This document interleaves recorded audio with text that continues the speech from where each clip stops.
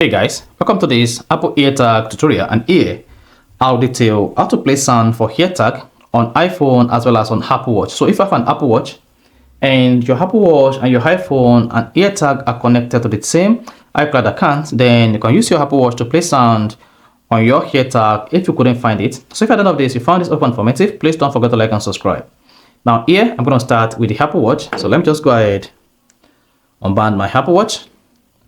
Then on the Apple Watch, just type in your Apple Watch passcode and click on the 2 crown ones. Now once you click on the 2 crown one to see the watch face, then scroll down and locate the item icon. Once you see the items icon, click on it once.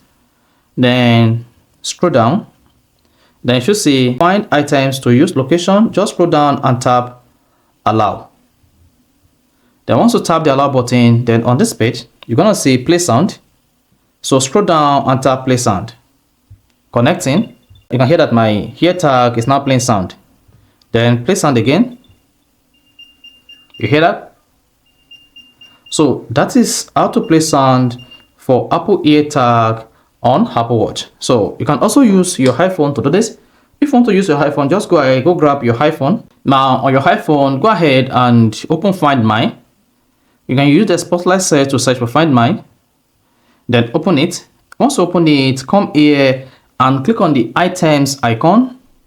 Then once you selected items, locate the item name. Here you can see I have my keys. Then click on that and then scroll down a bit. Here you're gonna see play sound. This is off at the moment. Just go ahead and click on play sound. You hear that?